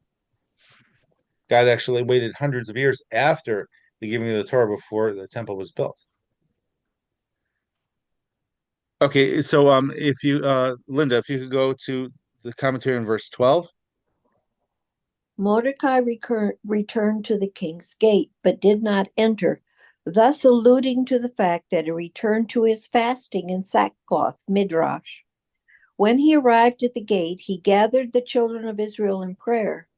He told them that he had hoped to plead with the king to annul the decree in reward for his having saved the king's life.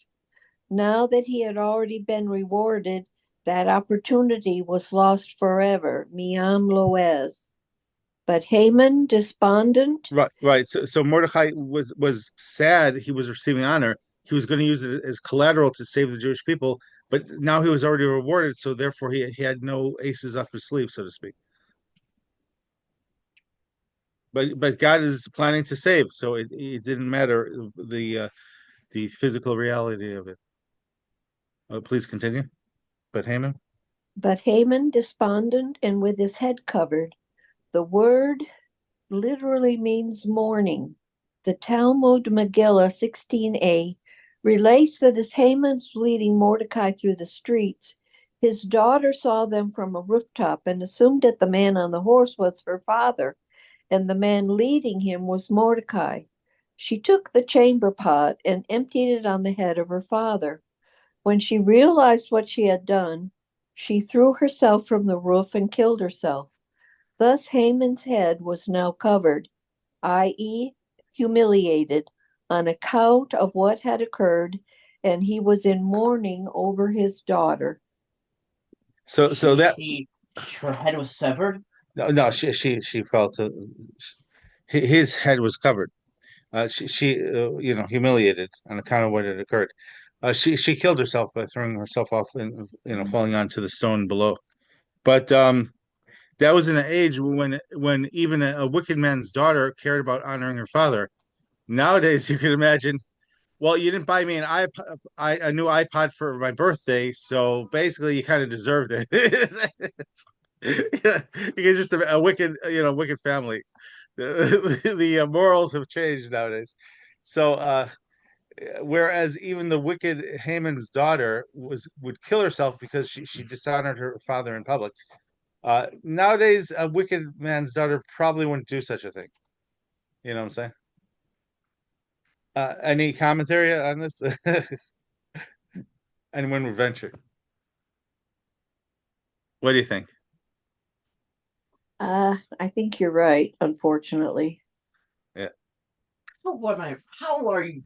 How was he right? Unfortunately, No, she's not. Unfortunate that I was right. It's unfortunate that nowadays, some daughters might be okay with accidentally shaming their fathers. side. No, I'm talking about evil daughters, right, of an Why? evil father, because there's a much stronger spirit of selfishness and a weaker spirit of honoring parents nowadays.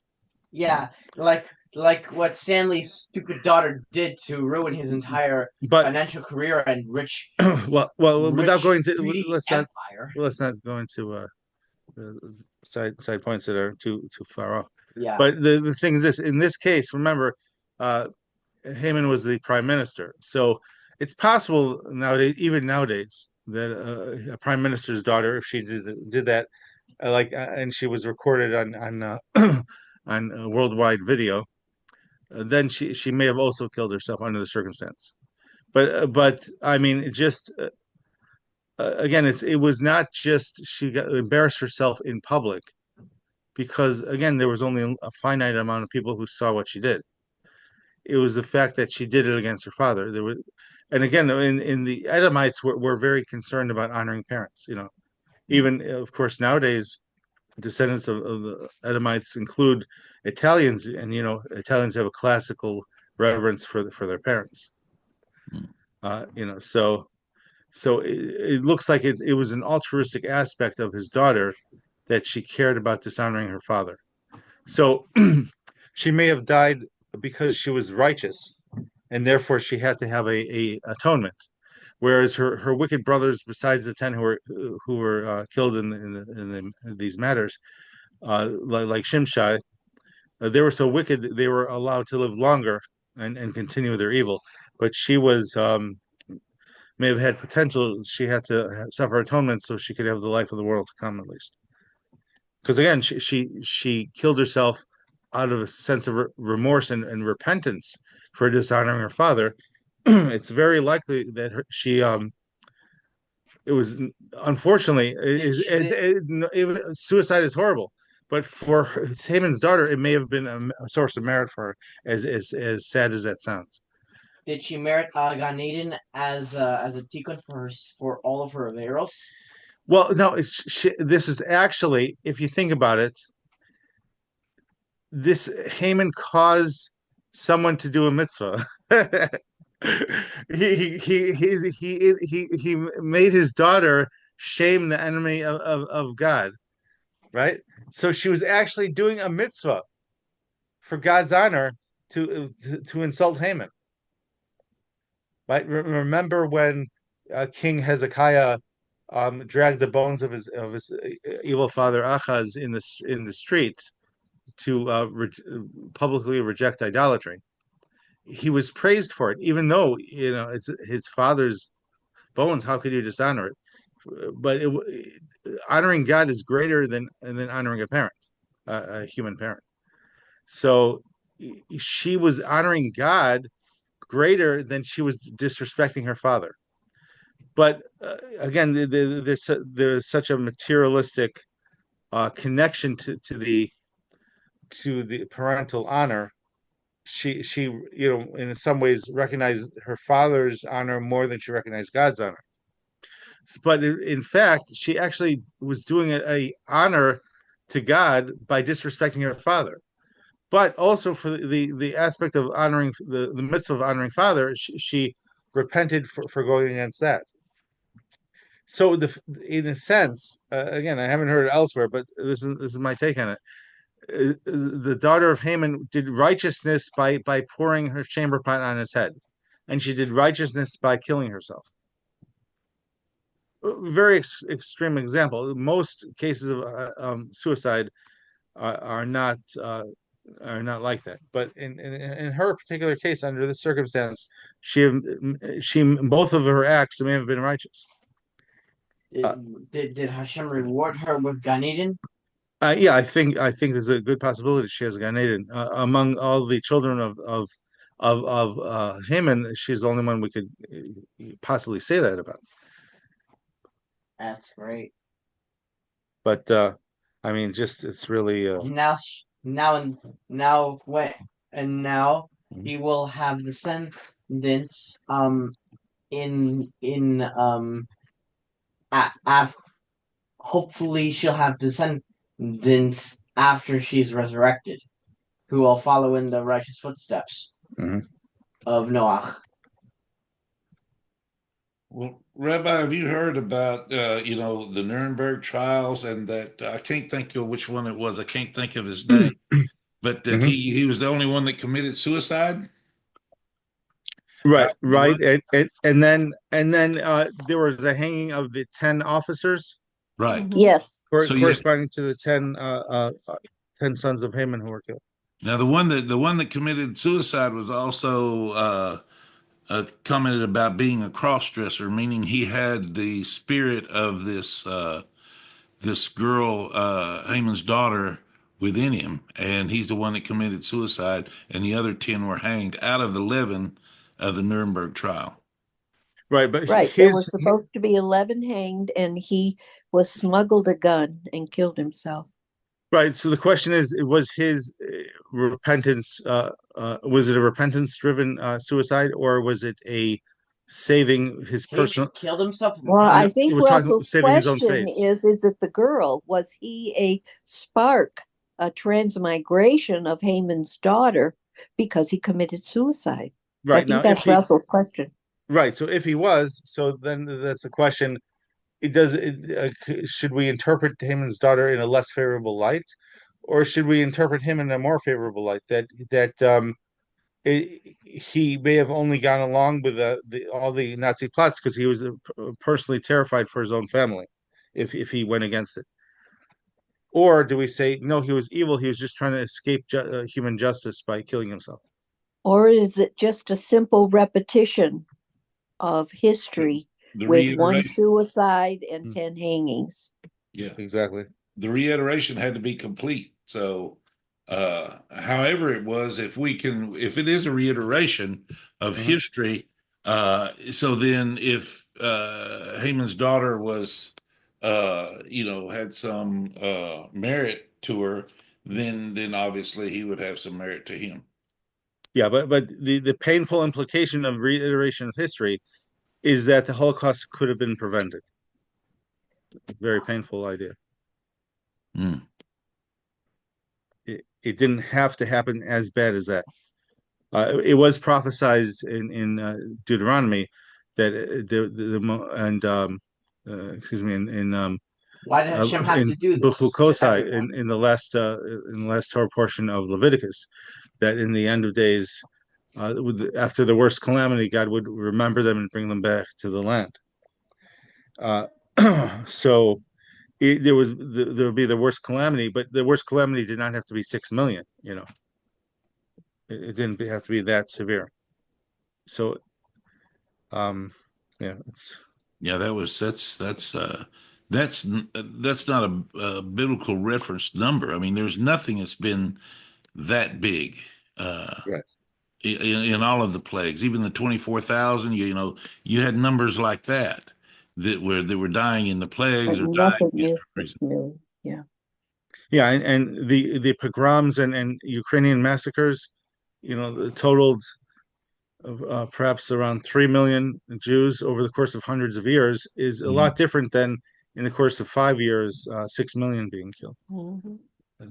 Yeah, it was a definite attempt to of genocide to wipe out a specific people. Mhm. Uh, That was horrible. And it was So Well, let's hope now that people read Oh. Esther on the spiritual side and learn from this, yeah. and it won't happen again. Yeah. But we can also be thankful for people like Teresa's dad who landed on the beach in Normandy and walked all the way over there to free him. Yeah. Mhm. You know that, and that Well, let's just, that was we a huge all have experience. a plate. We all now can fast and pray for Israel even more Mhm. right, and because we we have have to the understand. template. Right. So in the end of days, it's the end of the days when evil may reign. It's not a worldwide cataclysm. So, but we see here in the book of Esther again that one Christian scholar was talking to me about it. He thought it was better. It was not in the Bible, but uh, nevertheless, we have hope from the book of Esther that any cataclysm whatsoever could be um, pushed aside, and even without open miracles, just a shocking coincidence after coincidence after coincidence, which is mathematically impossible without divine intervention. But even at any level that people are at, whether they're righteous enough for open miracles or not, there is a vessel with which to save the Jewish people from severe calamity, and we see that demonstrated here in the Book of Esther. So let's just Prayer. what? Fasting and prayer. Well, not just that, but that God's has mechanism in natural ways to bring about their redemption without sending the angel Gabriel publicly to divide the sea or something. You see what I'm saying? Or It- wake up the king with with a nightmare. yeah. But again, that's kind of hidden because maybe he didn't notice that Gabriel was there, even according to that opinion. Okay, so now let's say the commentary on verse 14, Linda. Verse 14. To bring Haman to the banquet, God ordained that Haman be taken to the feast before he had the time to dismantle the gallows, because the gallows were actually destined for him. Vilna Gaon. Well, maybe that's a cheerful enough news we could pause at this point. And Russell, we covered chapters 5 and 6 today. Okay, so we completed both of them. Both of them, yes. Mhm. Good job. Well, thank God. Thanks for everyone helping out, and thanks especially to Hashem. Yeah, Hashem, guided all these events in history and all these commentaries, and helped us to share them together. And So, had it written His down mercy. so we could remember. Yeah, very good. All right. Well, thank you All very right. much, Rabbi. Well, thank God. Thank God. I'm grateful to be a part of this. All right. Thanks, Hashem.